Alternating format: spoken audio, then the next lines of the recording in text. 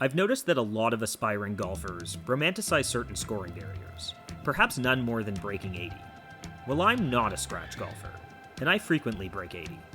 I don't do it with big drives or fistfuls of birdies. In fact, I do it with a golf swing that could easily pass for that of a 20 handicap. 141 playing 134, and I'm on a downhill lie. I grab 8 irons from as little as 130 yards, and even then, sometimes I miss short. I'm even prone to poor shots around the greens, like on the first hole today, where I hit this one well past the hole. 8-footers? I missed those too. So what does it take to break 80? For starters, realistic expectations and level-headed course management. Not going to be able to go for it. The tee shot was massively uphill. Yeah, 260 to the flag. I'm going to play out to the right. It's going to lengthen the hole a bit, but hope to just hit a decent hybrid up there and have wedge in. When I can't reach the green, I don't mindlessly bash my longest club on line with the flag. Thanks. Instead, I'll carefully set up my next shot. It's easy to do this on par 5s, where I make the majority of my modest sum of birdies. But again, I don't stiff every wedge close. Handicap golfers should be much more concerned at limiting the big numbers than making every putt they look at. Right between clubs here. My 6-iron is 165. I think that is the club here. Looks like a bit below the hole's okay. I also always try to be cognizant of where the right miss is. Like on this tee shot, where missing short will leave me an uphill putt. Yeah, a little short. That's okay. This is another visually deceiving putt. Wow. So this is uphill. My execution won't always be there. Like this putt that I leave well short. Boy, didn't get it there. Wow, I thought I really belted that. Right edge, nice and firm. And if even tour pros can miss 5-footers, I'm going to as well.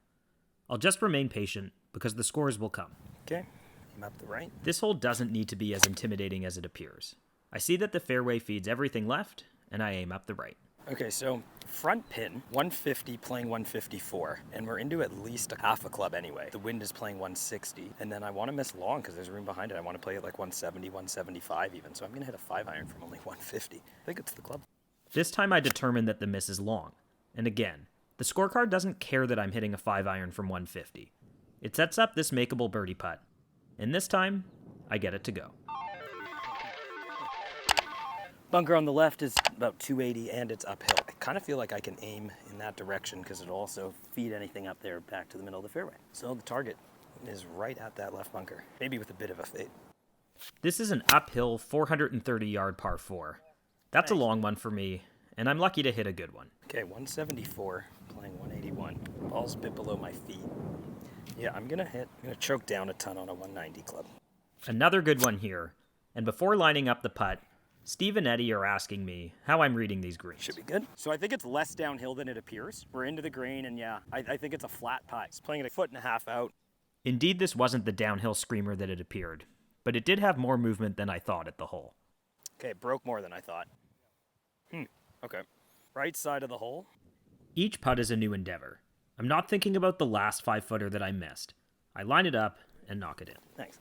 Okay, so it's 264. It's a bit downwind, so this should be fun. A high-risk, high-reward drivable par 4 is a great design feature on a golf course. And I recently ironed out my driver swing so as to better take advantage of holes like this. And I thought we should talk about how. Okay, driver. Turn left. No, your other left. Not that far left. Let's actually just go back to the training center. Turn left. When possible, make a U-turn. In my case, it was just a modest grip change that massively improved my driver trajectory. We went from here to about here. Gains. And for your own personalized professional golf instruction, use the link in the description and sign up for Swing Tweaks using the code SCRATCH for 20% off your first tweak. This has to come over this patch, unfortunately. I'll treat this like any other putt. I don't buy into maxims like don't leave an eagle putt short. The scorecard doesn't discriminate what it's for, and neither should I. All right, stroke hole 1, 570, par 5, uphill the whole way and into wind. Other than that, easy hole. Aim in right between the bunkers. And the point I'm trying to make isn't that we'll be perfect. Whoa! There'll be plenty of mistakes. Oops. Let's have an alert attitude and just evaluate what we did wrong. Just trying to get too much out of that one. Almost left a dummy mark on the driver. Oops. How far away does your card say we are? 388. I'll hit my 380 club. Sometimes it is appropriate to bash our longest club up the fairway. A little right. It was open on the right, so that's where I aimed this one. I think that's okay over there. Ball's above my feet. Just gonna aim at the left edge of the trap. 195, playing 205 and wind. My best strike with the 5-wood would get there, Nice. Yeah, it's gonna have to get up a bit. Get going. but unfortunately this one does wind up a bit short. Now I'm trying to get up and down. Go. And again, I'm not going to stiff every wedge, and I'm not going to make every 12-footer. We'll take the bogey and move on. It's 180 flag, 170 slope, and it's playing into at least a club. I'm not even gonna think about the flag. It's tucked back right, like middle of the green's good. Let's just cover the front trap, which is 165. I'm gonna look at the flag because this club goes left, and if this is a great shot, it'll be 30 feet left of the flag. And behold the rare instance when the plan goes right. That's perfect. And we should always try to visualize the shot we want to hit.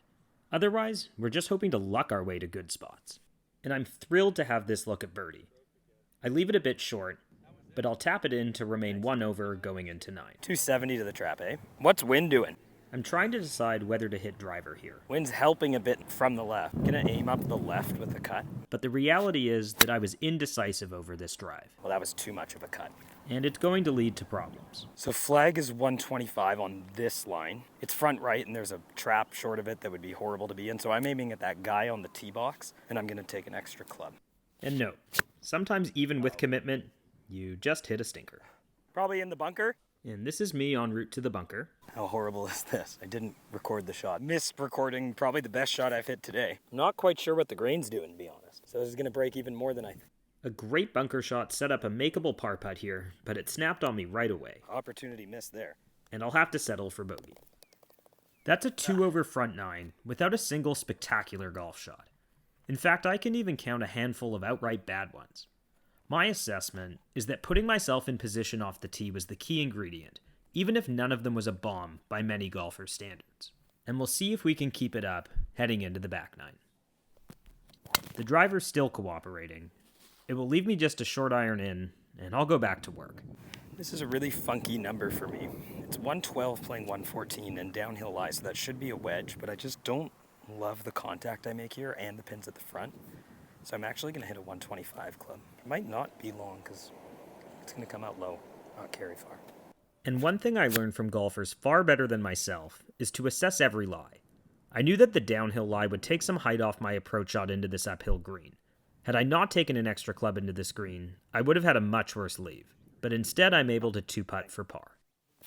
Bad shot alert. Oh, where was that ball going? This will leave me in a tough spot where I'll have to be realistic with my expectations. Totally short-sighted.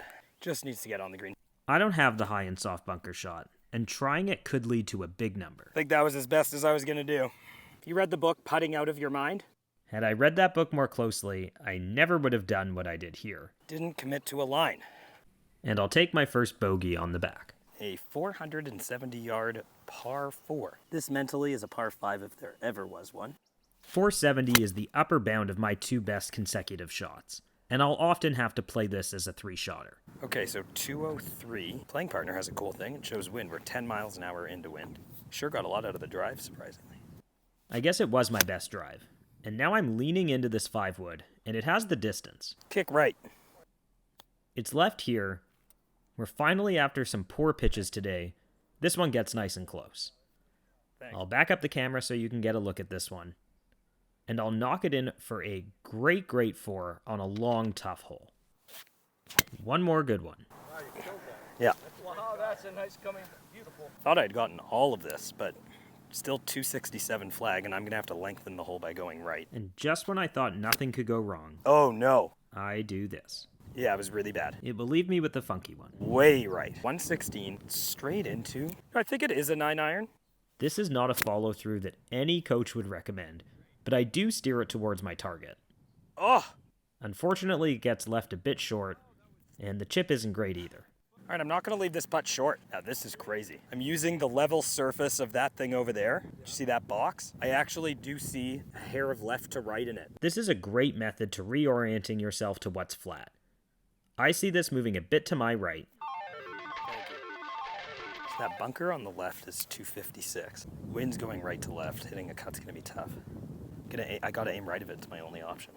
I'm trying to place this ball right of the bunker, but this is shaving off more yards than I anticipated, and I'm lucky to get away with it. Whereas this one, I am not going to get away with. Oh, get right. Which leads to this. Oh, shit. My worst shot of the day. It's in a bad spot here where I have to take an unplayable, and I'm lucky to chip it close and somehow escape this hole with only a double. Thanks. It sure could have been worse. That's completely behind me when I step over the drive here on 15. Go down that hill. 247 uphill into, not going to get there. Try to hit one up the right.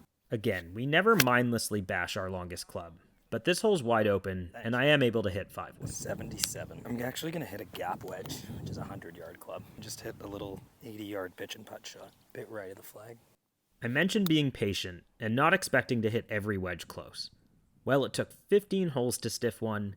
Finally we do, and we'll take advantage of it with the birdie here. Automatic. Okay, so on the card this is 180, but the flag's right at the front at 164. I don't really want to be short, so I'm going to hit my 5-iron, which is a 175 club. And one more bad shot alert. Oh, I didn't hit that very well. Yeah, it was toe-y, toe thin. Go!